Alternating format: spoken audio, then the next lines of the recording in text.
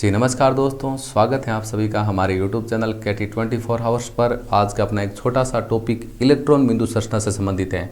इस वीडियो में हम लोग एथीन की इलेक्ट्रॉन बिंदु संरचना किस प्रकार बनाई जाती है उसके ऊपर चर्चा करने वाले हैं। कंपटीशन एग्जाम में इस प्रकार का जब क्वेश्चन पूछा जाता है तो स्टूडेंट क्या कर देते हैं, उसकी सामान्य संरचना बना देते हैं।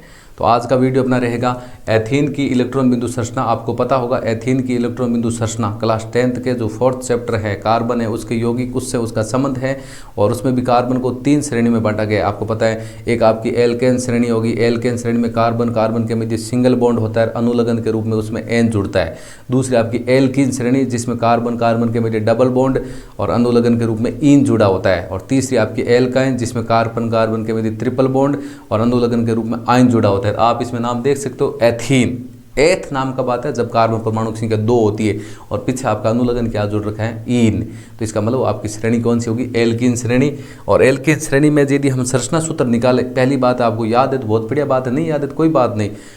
एल्केन में तो क्या होता है, कार्बन से हाइड्रोजन आपके डबल से 2 ज़्यादा होता है। एल्कीन में जितने कार्बन होंगे उससे हाइड्रोजन आपके पूरे डबल होंगे, और एल्काइन में डबल से 2 कम होंगे। जैसे इसमें अब एथीन है, एथीन एल्कीन श्रेणी है जिसमें एथीन में एथ में कार्बन परमाणु संख्या 2 होती है, तो 2 का डबल कितना हो जाएगा, 4। इसका जो संरचना सूत्र होगा वो आपका संरचना सूत्र आपका क्या होगा, संरचना सूत्र होगा अपना C2H4 होगा। और आपकी श्रेणी कौन सी है, कार्बन की एल्कीन श्रेणी। एल्कीन श्रेणी की विशेषता आपको पता है क्या होती है, कार्बन के मध्य कौन सा बॉन्ड होता है, डबल बॉन्ड होता है। अनुलग्न की हम बात करें, अनुलग्न आपका कौन सा होता है, अनुलग्न ईन होता है। ये इलेक्ट्रॉन बिंदु संरचना बनाते समय आपको नहीं करना है, ये तो आपको बेसिक नॉलेज आपको पता हो, इसीलिए मैं आपको बता रहा हूँ। इसकी जो सामान्य संरचना है, जैसे ये आपके सामान्य संरचना कार्बन के मध्य कौन सा बॉन्ड हो जाएगा, डबल बॉन्ड हो जाएगा।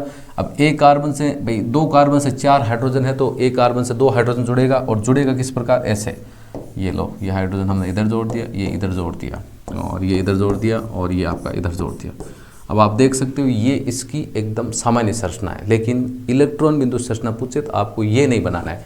इलेक्ट्रॉन बिंदु संरचना किस प्रकार बनानी है उसके बारे में बता देता हूँ। एक बंध बनाने के लिए 2 इलेक्ट्रॉनों की आवश्यकता होती है। अब बात करें हम लोग कार्बन की, तो कार्बन की संयोजकता होती है 4, क्योंकि कार्बन के बाह्यतम कोश में उपस्थित इलेक्ट्रॉनों की संख्या 4 होती है। किसी परमाणु के बाह्यतम कोश में उपस्थित इलेक्ट्रॉनों की संख्या को उस तत्व की क्या कहते हैं, संयोजकता कहते हैं। तो हम बात करें कार्बन की संयोजकता कितनी होती है, तो कार्बन की संयोजकता होती है आपकी 4, और हाइड्रोजन की संयोजकता होती है आपकी 1। हाइड्रोजन के बाह्यतम कोश में 1 इलेक्ट्रॉन होता है। इसका परमाणु क्रमांक 1 होता है, इसका परमाणु क्रमांक 6 होता है। पहली कक्षा में हम 2 भर देते हैं, फिर बचे कितने, 4। तो अब बनाते हैं हम लोग इलेक्ट्रॉन बिंदु संरचना। 2 कार्बन दे रखे हैं, तो ऐसे ले लो आपके 2 कार्बन। ये लो, एक कार्बन आपका ऐसे ले लिया, और इसके साथ में एक कार्बन और ले। थोड़ी संरचना बड़ी हो तो कोई दिक्कत नहीं, ये आपका कार्बन हो गया, ये कार्बन हो गया। अब ले लेते हैं हम लोग हाइड्रोजन। एक कार्बन से कितने हाइड्रोजन जुड़े हैं, 2। तो एक हम यहाँ जोड़ देते हैं आपका, और एक हम लोग यहाँ जोड़ देते हैं आपका। इसके साथ में इसमें एक हम लोग यहाँ जोड़ देते हैं, और एक आप हम लोग यहाँ जोड़ देते हैं, इस प्रकार। अब आपको पता है जो बीच वाला बंध है वो सिर्फ कार्बन के मध्य आपका बंध है, और इधर वाला ये हाइड्रोजन कार्बन के मध्य एक बंध बनाने के लिए कितने इलेक्ट्रॉनों की आवश्यकता होती है, 4 आवश्यकता होती है। तो यहाँ बात हो रही कार्बन की संयोजकता कितनी है, 4। प्रदर्शित करते हैं, एक इधर होगी प्रदर्शित, एक इधर होगी। ये बंध बनेगा, एक इलेक्ट्रॉन इसका होगा, एक इसका होगा। इसमें बंध बनेगा, एक इसका होगा, एक इसका। यहाँ पर बीच में 2 बंध दे रखे हैं, 2 इलेक्ट्रॉन यहाँ पर प्रदर्शित कर देंगे। टोटल 4 संयोजकता, इसकी 4 प्रदर्शित कर दी। इसकी भी 4 कर दो, 2 यहाँ कर देते हैं, और उसके साथ में एक यहाँ कर देते हैं, 3, और एक कितनी हो गई, 4 हो गई। अब हाइड्रोजन की इलेक्ट्रॉन बिंदु प्रदर्शित कर देते हैं। हाइड्रोजन के पास 1 इलेक्ट्रॉन है, ये लो डॉट के रूप में प्रदर्शित कर दिया, ये डॉट के रूप में कर दिया, ये डॉट के रूप में कर दिया, और कार्बन वाला क्रॉस के रूप में। अब देख सकते हो ये आपकी होगी एथीन की इलेक्ट्रॉन बिंदु संरचना। और आप इसमें देखते हो सबकी कक्षा पूर्ण है। कार्बन के बाह्यतम कोश में 8 इलेक्ट्रॉन होने चाहिए, है 8। देखो 4 ही हो गए, 4 2 6 2 कितने हो गए, 8। इस कार्बन की बात करते हैं, 4 2 6 2 कितने हो गए, 8 हो गए। इस हाइड्रोजन की बात करते हैं, बाह्यतम कोश में 2 इलेक्ट्रॉन होने चाहिए, 2 है। इसमें भी 2 है, इसमें भी 2 है, इसमें भी 2 है। तो इसमें 2 कार्बन 4 हाइड्रोजन सभी की कक्षा एकदम पूर्ण रूप से पूरी हो चुकी है। तो ये थी आपकी एथीन की इलेक्ट्रॉन बिंदु संरचना।